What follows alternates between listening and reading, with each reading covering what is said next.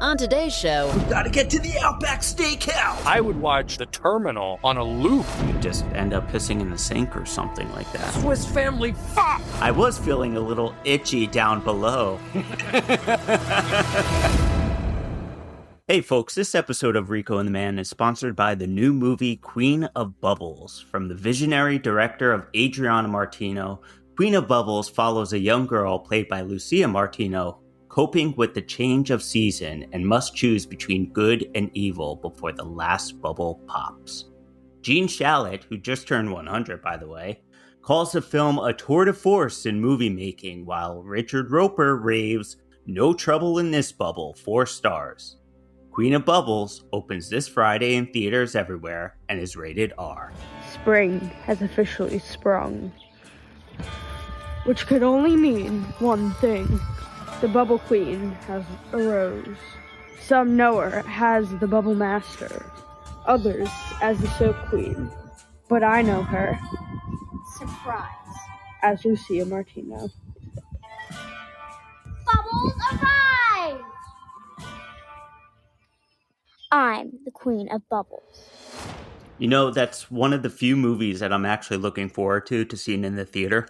Yeah, me too. You know, I mean, if Gene Shalit says a tour de force, you know it's a good movie. Trust in Shalit, always. Trust in Gene. Trust in Gene and trust in that giant mustache. If you trust in Gene, it's gotta be seen. Oh, there you go.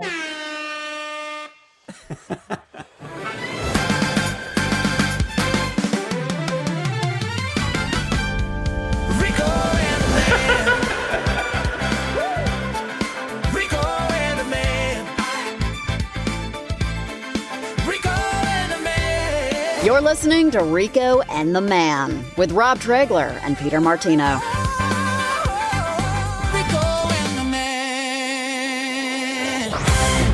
Welcome once again to Rico and the Man. I'm Rob Tregler, always joined by Mr. Peter Martino.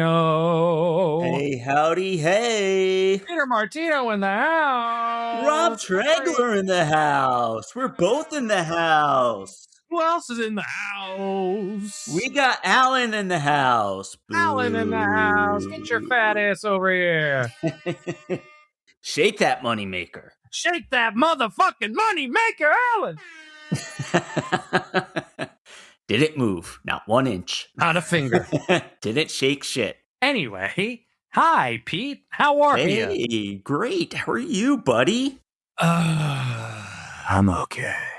Oh, that was a big sigh for being okay. Yeah, this is me. Uh-oh. No, this is me. No, I am just really busy, really rushed. I don't know about you, but I constantly feel like I am in a state of being rushed. And the last thing I want ever is to feel rushed. And 100% of the fucking time I feel rushed. And it's my own fault.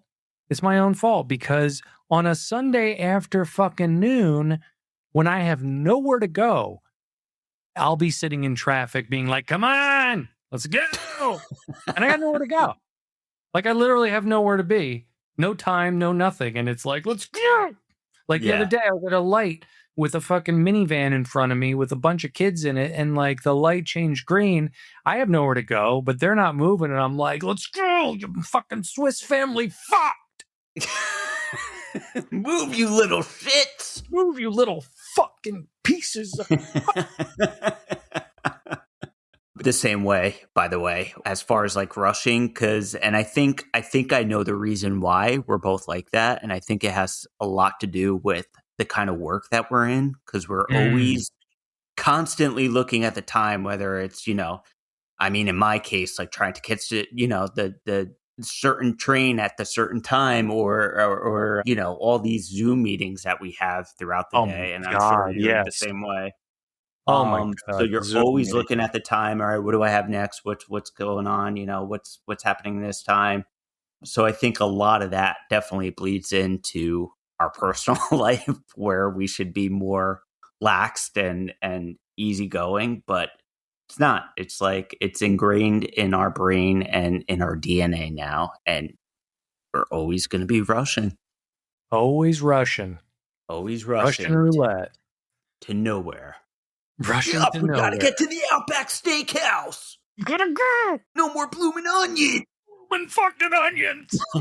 When you're here, your family. That's somewhere else. You know what It's Olive Garden, but it applies to Outback Steakhouse too. Red steaks. Have you seen Mark Wahlberg's now on YouTube? Have you seen this show he's doing on YouTube called the 4 a.m. Club Challenge? I think I saw the trailer. So the series, I was watching it, and they have this like voiceover, like this monster truck voiceover with the series. And I shit you not, the guy sounds just like me. Like, I have a clip here from it. Can Brent keep up with Mark's 4 a.m. workout? Rider regrets, standing bicep curls, hamstring curls, leg extensions, hip thrusts, crunches, squats, back extensions, calf raises, lying hamstring curls, ab coasters, Bulgarian lunges, TRX squats, and bench lump squats.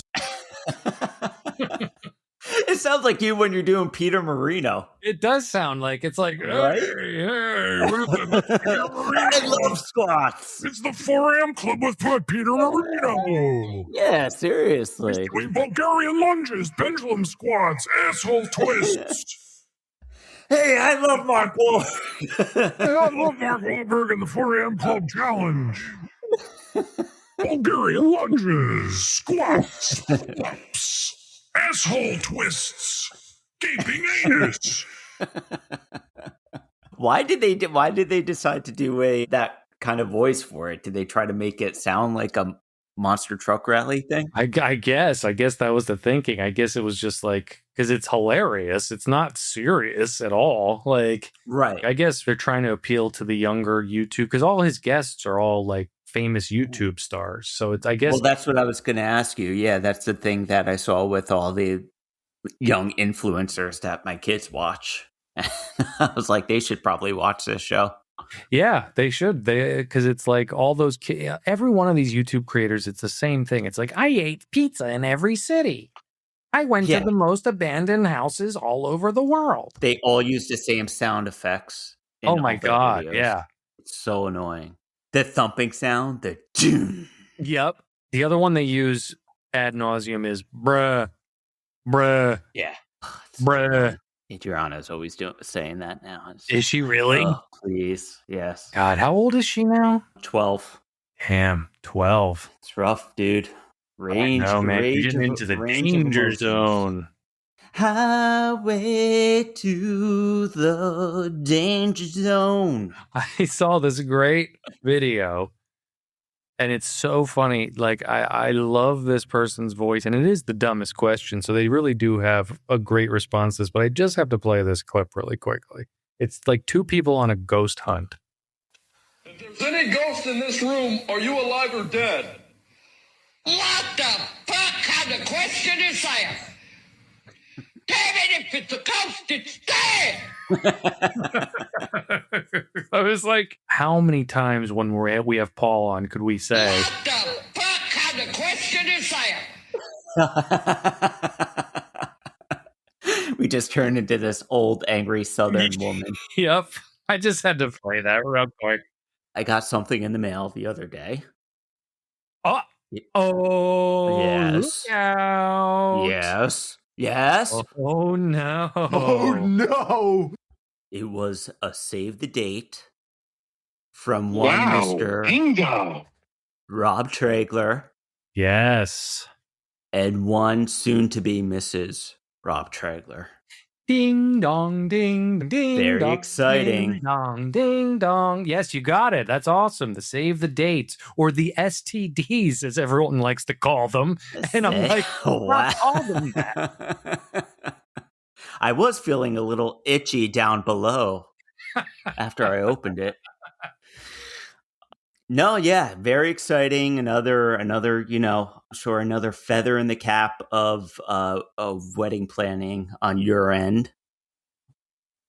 But I can't make it. I'm sorry. Do not play with us! Well, I'm glad you got it. Do you like it? The whole packaging? It's Very cute. Very cute. It's got a little corgi and a little cat. Adorable. Right up Yeah, your that's all alleys. Emilia style. And that was her genius. That was her idea, and I loved it. And super happy that everyone's finally getting theirs. Yeah, I mean, so let me ask you, how are you guys doing with the whole wedding planning thing? Do you guys both feel comfortable with where you're at right now? What's your feeling right now? I mean, like, God bless Emilia, because she's taking on a lot more than I am with the wedding prep. You know, I'm in charge of a few things, but she's doing the lion's share of it. And thank God, because I'm just like so busy with work and things like that. And so is she, but she's still getting it done. So thank God she's keeping us on task, because I'm like Mr. like, what? Huh? Is she one of those brides to be that actually enjoys it though, or is she feeling the pressure too and getting a little anxious? I think she likes it. I think she's enjoying it. I think she's excited to do all these things. For example, tomorrow afternoon we're going to the wedding venue to do a tasting of all the menu items. Have you done that? That's fun. I did. Yeah. I that was one of the highlights for me as far as wedding planning goes. Getting to eat. I'm like, sign me up. Well, let me ask you. I mean, you know, as a man who had a wedding and has been married for a minute, like, how was the wedding prep for you? Let's see. The year was 1971. Color photography just came out.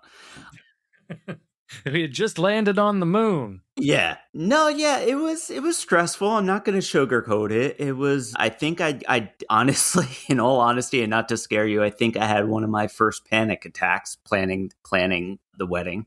Oh, great. Yeah. But, you know, it's fine. You just got to take it step by step. And there's a lot of things I feel like once you get the venue and everything else just kind of falls in place. But, you know, it's a team effort. So you definitely need to, you know, participate and give your point of view. And, you know, it's your wedding too. So you want it a certain way. But at the same time, you don't want to like be too overbearing. And that goes for like, you know, both sides. You know, you want a little bit of both of you in the wedding. But would I ever do it again? No, absolutely not. That's a big fat no. That's a big no. Especially now, like I feel like prices have tripled since I got married. But you know, once the day happens, I will say that it was one of the best days of my life. It just was a good feeling all around, surrounded by people that, you know, you love and they love you in return, and you could feel the love from all of them and the support. So just look forward to that moment whenever you guys get stressed. Wise words from a wise man. To all of you out there who are getting married, enjoy it. Look forward to it. And think about why you're doing it in the first place. That's right. You're doing it. For the tax. File your taxes jointly. I was just going to say. We share a brain, you and I. I was totally going to say that. We're not so different, you and I. But I kind of have some big news to share with you and our loyal viewers. Oh, shit. If I may. Please do. We being the Martino family, are actually expecting.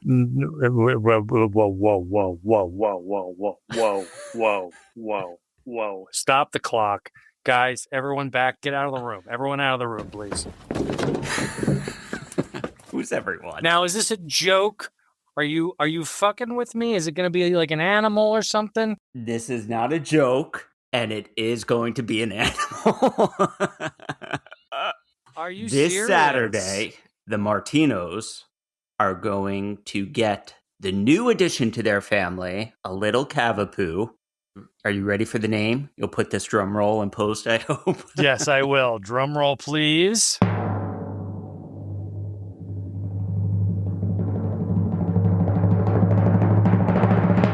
Pacino.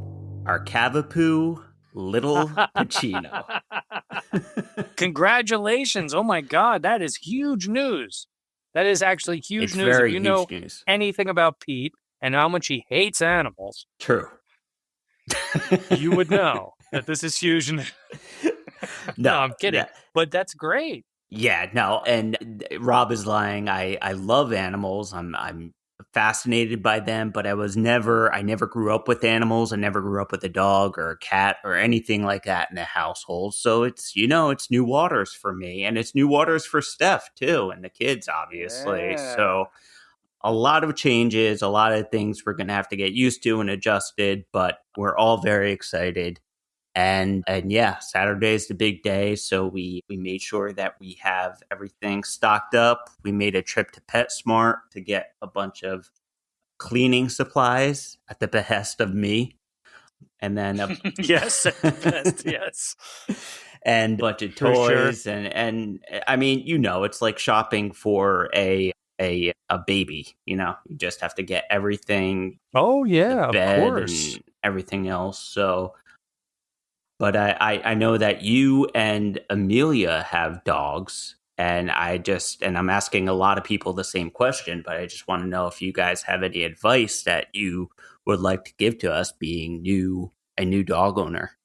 Well, first of all, congratulations. Thank you. And your kids must be losing their mind. They must be so excited. Very excited. I'm sure you've had lots, I'm sure you've had lots and lots of talks with them about taking care of the dog. Yes. As much of a handful as a dog can be, if they're trained right, if they're taken care of, if you raise them with love and affection, it will be just another wonderful part of your family. And then there'll come a time where you'll never remember a time you didn't have that dog as part of your family. And it'll be such a wonderful thing. The kids will bring the kids so much joy.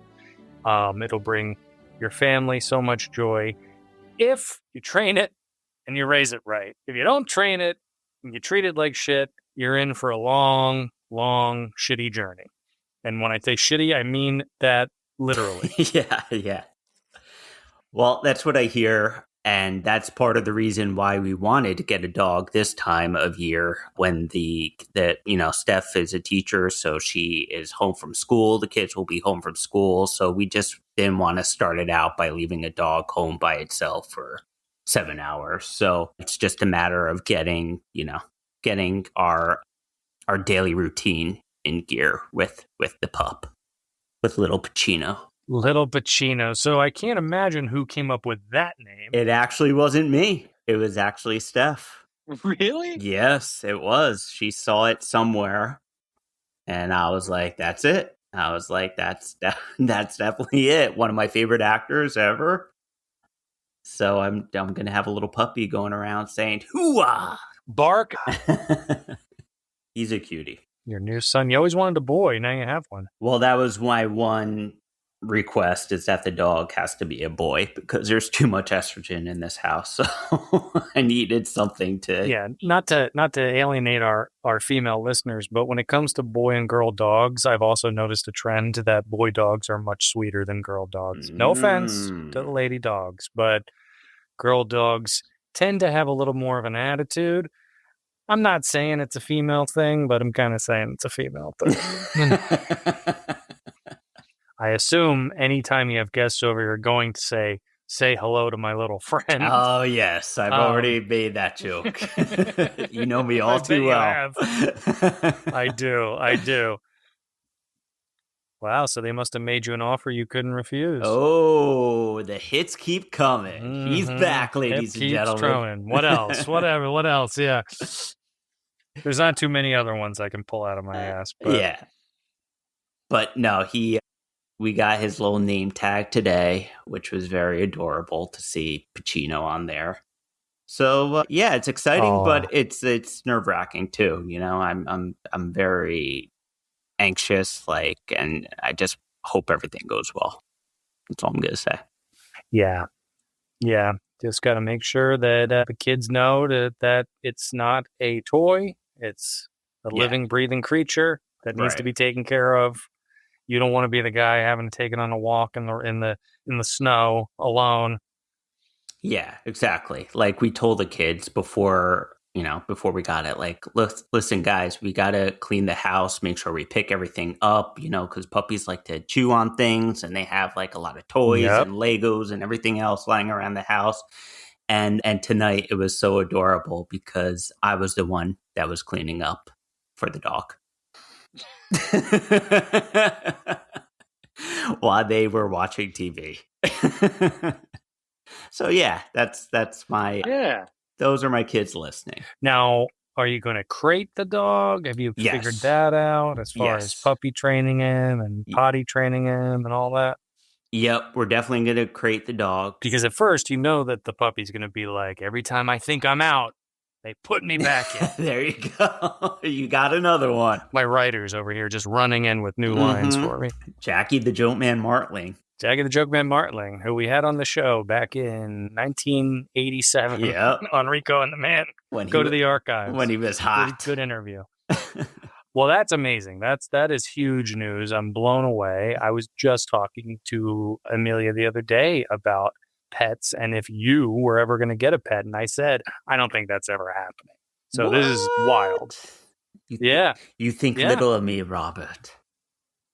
It's not that I think little of you. I just never thought I'd see the day that you'd let a little doggo come into the house. So I'm very happy for you. And I think it's going to be awesome.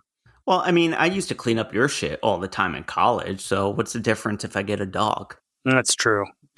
You were having little accidents all over that dorm. Yeah, and I did not get crate trained. You used to have to take me out in the dead of winter while I took a dump in the sidewalk. And I tried to put like pee-pee pads down, but for some reason you just end up like pissing in the sink or something like that. Mm-hmm. On your head. How's that?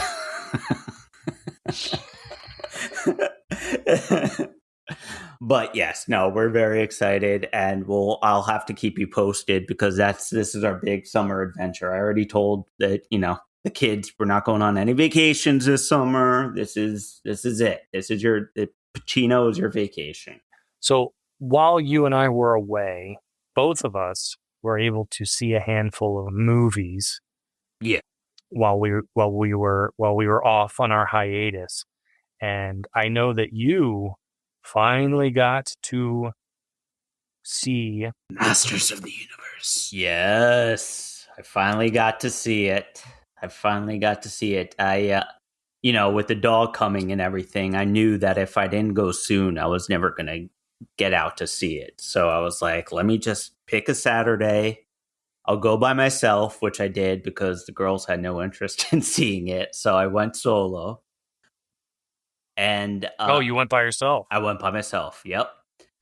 But let me preface this by saying that this is not the Masters of Universe movie I was imagining to see someday. I was kind of imagining an epic, straightforward Game of Thrones type film. And this movie kind of strayed from that and did a more tongue-in-cheek approach, let's call it, to the Masters of Universe verse. But sometimes it worked. Sometimes it went a little too far with the funny. However, overall, it was a very fun summer movie, and I caught myself smiling reflectively in a lot of areas of the movie, despite myself. But yeah, I did enjoy it. The casting was great, I thought.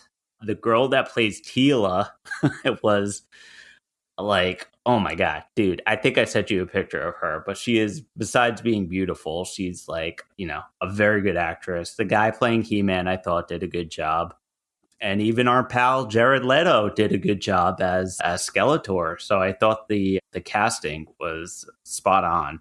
And Idris Elba too, as Man-at-Arms, I thought was good. But yeah, I mean, I'm hoping that they do a sequel because I think that they can, and there's a lot more characters that they can introduce. But I don't know. It's kind of not doing super well at the box office, but everyone that has seen it, it seems like, really enjoyed it. And the action, the actual fighting scenes and action scenes are really good and really entertaining. So it kind of goes from like sometimes really goofy, but then you have like a really kick-ass like action scene that you're like, holy fuck, this is awesome. So, but I like it. I like the roller coaster ride that it kind of brings you on. And I think it's a fun summer movie. I know you're not as big as a Masters of the Universe fan as I am, but I think it's a fun watch. No, listen, it's not doing great at the box office, but I've seen a few clips. Obviously, the internet is already putting together all the memes, and I've seen a lot of Jared Leto as Skeletor, and it seems very tongue-in-cheek. It seems like it's really trying to have fun with the concept, as opposed to trying to be super serious, which I think would be the wrong choice anyway, because it was always a little silly. Right. Yeah, I agree. There's great, you could tell the director is a fan of the whole Master of the Universe world, because like there's a lot of nods to the old cartoon and even the old 1987 movie, which was awful, with Dolph Lundgren. There's a lot of nods to He's that. in it too, isn't he? He is in it. I didn't want to spoil it for you, but he does make a cameo. But yeah, so if you grew up with Masters of the Universe, I think you'll really appreciate this movie. And I gotta say, I did kind of get the chills a couple of times during the movie, because it brought me back to, little 5-year-old baby Martino watching Masters of the Universe. So I did kind of get it, that feeling, which I haven't gotten in a long time during a movie. So it's not a perfect movie by any means, but it is a lot of fun, and it's definitely entertaining. I'm glad that you enjoyed it, because I know you've been looking forward to it for a long time, and we've always talked about Master of the Universe on this show. Yeah. So before we move on a Frederick Slack scale for Masters of the Universe, what do you give it? I give it 4 woes and 1 theater of the mind. Whoa. Theater of the mind. Now I'm going to give you the full report on 2 movies I saw. I was able to sneak out and see both The Mandalorian and Grogu. Okay. And Disclosure Day, the new Spielberg movie, Disclosure Day. Now, yes. So what I will say about The Mandalorian and Grogu is I didn't go into it with like super high expectations. It's the first Star Wars movie in like 7 years. I liked the TV show. I didn't love like the last season of the TV show. Right. So I was like, what are they really trying to prove at this point with these 2 characters? Like, what are we going to see? And all it is an extended episode of the series. It's not, there is no character arcs. There is nothing new that is revealed about either character. There is no like Grogu talks or Grogu does something different that we haven't already seen. Same thing with The Mandalorian. Pedro Pascal's face is in it for, I would say, maybe 4 minutes. Yeah. So best gig in the world for him. Yeah. Because it's mostly the stunt double and him doing voiceover. But it's fun. It's a lot of fun. If you're a Star Wars fan and you like fun Star Wars action and you like the Star Wars sandbox to play in, it's a lot of fun. Would I go see it in a theater again? No, but I would say you should watch it on Disney Plus, because it's basically, an extended season of Mandalorian with a slightly bigger budget. It's fun. It's a fun Star Wars movie. There's a lot of mini Star Wars like nods to other things. And I watched it and I laughed at times. I thought it was fun. It's a open and shut case. There's no, like I said, there's no big character arcs. It doesn't tease anything. There aren't any cameos from anybody that you're like, oh shit. It just is an adventure with the Mandalorian and Grogu, and I'm fine with that. Yeah. I'm fine with that. You know what I mean? I love Jon Favreau. I thought he did a fine job. I don't know what I was going in expecting, but I didn't walk out being like, that sucked. I walked out being like, it was fun. It's fun. Yeah. That's it. That's fun. You sound like what a lot of people are saying about the movie. My nephew, kind of said like, Was it necessary to have a Mandalorian and Grogu movie? No, but, he really enjoyed it too. Like, he thought it was a fun movie, and that's all you can ask for nowadays. It's nothing, Exactly. groundbreaking. It's funny that what happened with it the first, because this is the second time I went to the theater to see it. What happened the first time is Emilia and I went to go see it. We went to an AMC. And you always know how we have so much luck at going to movies together. Yeah. We went to see it at the Burbank 16 AMC, and it did not say on the ticket anywhere that this theater was any different than any other theater. But I don't know if you've seen this new thing they're doing called Screen X at AMC. No. Yeah, well, avoid it at all fucking costs, because it's this new thing they're doing called Screen X. It did not say on the ticket that's what the theater was.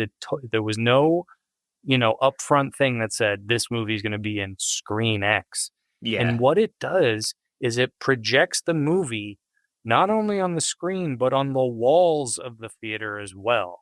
What? And the movie was not shot for this, so literal characters' faces are not just in front of you, they're also on the side of the screen. And it is so disorienting. It is so stupid. And I leaned over to Emilia and I'm like, I can't watch this. I can't sit through this. Like, Yeah. They didn't make the movie for this. Like, it's not immersive. It's just annoying. Who would want to see that? Exactly. I mean, listen, theaters are trying everything right now to get people to come back to theaters. And this is not the way. Like, yeah. to This quote the is not the Mandalorian. way. Yeah. Like, I can understand if they did something like that at the Sphere in Las Vegas, or a screen venue that's equipped for that, but to do it on a regular, AMC movie theater, that's stupid. Yeah, it's just so dumb. And like, I'd understand if a movie was shot like that, like, Right. oh, this happens over here, so you'll look at, like it made sense. Right. But it's just playing any old movie in this format, and it was terrible. And so we got out, and I went to get a refund. He's like, well, it is playing on IMAX in a few minutes. I'm like, all right, great. Let's swap the tickets out. Let's just go to the IMAX. So we go through the whole ticket exchange, blah, blah, blah, guest services, this, that, and the other. And we go back in line, and we're waiting in line for the IMAX. And then they hand me glasses, and I'm like, no, it's 3D. No, I don't want to see it in 3D. And I was like, fuck everyone, fuck this. And I was like, let's go. So we didn't see it that day at all. It was a big waste of fucking time. So I went and snuck out like a few weekends later and went and saw it by myself when I had a few hours. Screen X, more like Screen Next. Whoa! So that was Mandalorian and Grogu. And so my dad's birthday was recently. Okay. And Emilia did this very thoughtful thing. She's like, you two are lifelong Spielberg fans. What if we took your dad opening day to see Disclosure Day, the new Spielberg movie? And I was like, that's such a thoughtful idea, and that's a great idea. Let's do it. Yeah. Spielberg, I mean, we haven't heard from him in a while. You know me, both of us, you and I, are diehard, lifelong Spielberg fans, love, everything. I mean, the guy is undefeated when it comes to movies. Yeah, of course. He's the master. Raiders and Jaws and Jurassic Park. I mean, I always just wanted to make movies because of this one guy. Right. Like, what he did for cinema is unparalleled. And so the fact that he was coming out with a brand new movie, Aliens, Emily Blunt, like, I've been... Coleman Domingo. Forget about it. Coleman Domingo, I mean, like... But so we got, so we went to see Disclosure Day. I mean, there were no problems with AMC or anything. Fine theater, great seats. Yeah. Emilia took care of all that, and I was so excited to see it. And Pete, when I tell you how utterly disappointing this movie is. Really? Oh, no. There's no other way to say that this is as far from a Spielberg movie, as far from a good movie as you can get. Really? Wow. I have never walked out of a movie with my father. Like, my dad is one of those guys who gives every movie like probably too good of a rating. You know what I mean? Sure. My dad is like one of those guys that, like, any movie, at least for like a week, he's like, it was pretty good. It was good. He's like, Kangaroo Jack was awesome. Right, exactly. Like it takes him a while to kind of turn on a movie. Whereas Right. I'm pretty quickly to be like, that was good or bad. I mean, I remember walking out of Dial of Destiny and being like, no, I don't think so. Yeah. But my dad was like, it was great, and then eventually he's like, it was okay. But he came down to his senses. yeah, he came to his senses. But we both walked out of that movie with that face of, what the fuck was that? I heard the opposite. I heard that it was like a return to form for Spielberg, like, the master has returned, like all this stuff. Anybody who has said that on the internet was paid by Universal to say it, I'm convinced. Really? Because this movie, Pete, goes nowhere. There's maybe one or two sequences that last maybe a minute that it's like, oh, this feels a little Spielbergian. Yeah. But plot-wise, it's boring as hell. Story-wise, makes zero fucking sense, and is the most unsatisfying ending to a movie I've ever seen. When they cut to black, I was like, are you fucking kidding me? Wow. Like, I was insulted to see directed by Steven Spielberg. Wow. It's not always. It's not Amistad. It's not even the Spielberg movies that are like meh. It's worse than meh. Like, I would watch fucking The Terminal on a loop. I'm convinced that he has to stop directing movies written by David Koepp. I think that's the problem. What were you fucking thinking? And then I read an interview with David Koepp, and he's like, Spielberg made me rewrite it 42 times. I'm like, this script looked like it took 42 minutes. Oh my God. I respect you even more because, you're a huge Spielberg fan, but the fact that you can be, kind of honest with your review tells a lot about your character and your love of movies. So, I mean, there you go. And that's why I understand why Universal did so much promotion, because they knew people are only going to see this once. Yeah. You know what I mean? I'm sure you can't escape it on Instagram. Like, the red carpets, they're everywhere. Spielberg's doing podcasts. You ever see him on so many fucking podcasts before? Popping up in friggin' Irish pubs and stuff like that. Or English pubs, whatever. But I'm not alone. Like I said, my dad, he introduced me to Spielberg. Him and I have been lifelong Spielberg. We've seen so many Spielberg movies together. And I don't want to speak for him because he's here now with us to talk more about Disclosure Day. Oh, boy. Oh, what a disappointment. Disappointment Day is what I'm calling it. But there you go. And I don't know if Rob talked about it. He had the best ending ever for that movie, and he should have phoned Spielberg and told him that, because that would have been so much better. It would have brought everything full circle. No more alien movies. Get back to whatever, Munich or whatever. You could have made this movie exactly as it was, and it as shitty as it was, and at the end have a spaceship land, and a 1980s Richard Dreyfuss gets off the ship. And everyone would have gone, holy shit, it's a sequel to Close Encounters. Brilliant. Holy shit. And it would have saved everything. Brilliant. Rob's very good at coming up with great endings. Like, you had a great ending for Dial of Destiny, too. I did. Spielberg would have been like, Dreyfuss is too controversial now.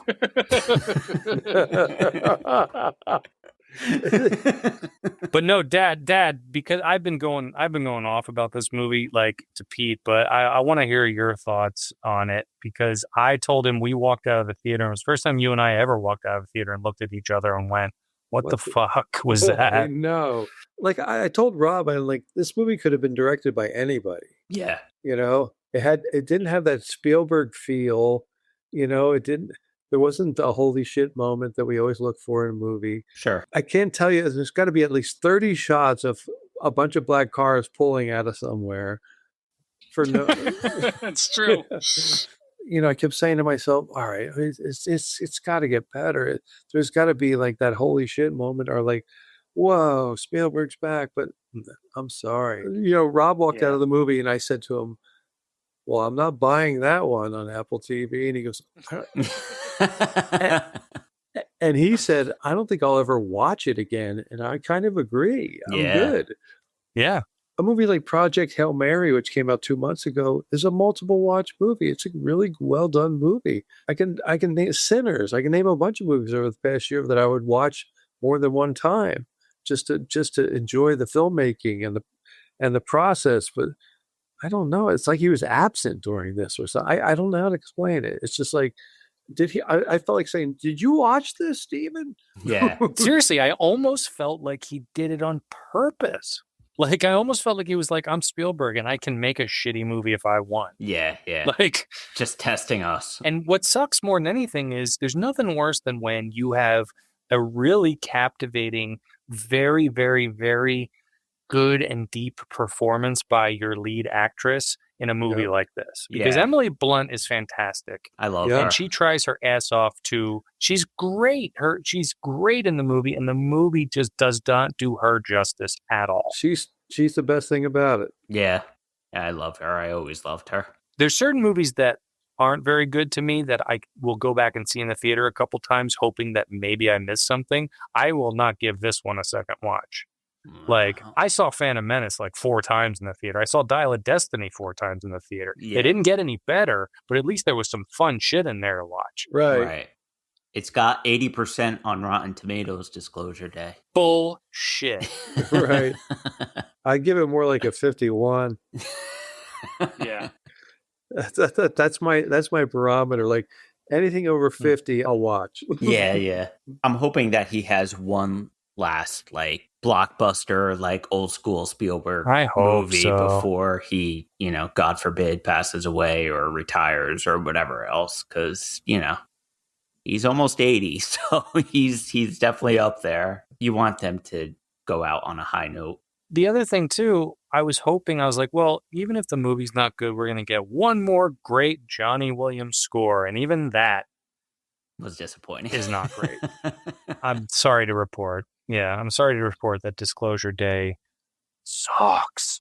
Could we move on to a positive? Because I want to hear Papa Tregs' review of Masters of the Universe. Masters of the Universe. Oh, it was great. I'd go see that 2 more times before Disclosure Day. Yeah, it was fun, right? I liked it too. Oh, it's a blast. And the fact that the cast was in the audience while I was watching, it was even cooler because I got to go to the Chinese theater premiere, and it was just, we got all kinds of swag. I got a Masters of the Universe bag. I got a sword. I got a Skeletor mask. What the fuck? I did. I'll send it to you. I don't want it. No. Send that to Pete. Please send that to Pete. He would love it. No, just wear the Skeletor mask at Rob's wedding and we'll call it even. And then they had the after party at the Roosevelt Hotel. Idris Elba was there. Cami Mendes was there. Oh my God, I love her. Dolph Lundgren was there. I was going to go. He was sitting on the couch by himself. I was going to sit next to him and go, I must break you. I'm sure he hasn't heard that before.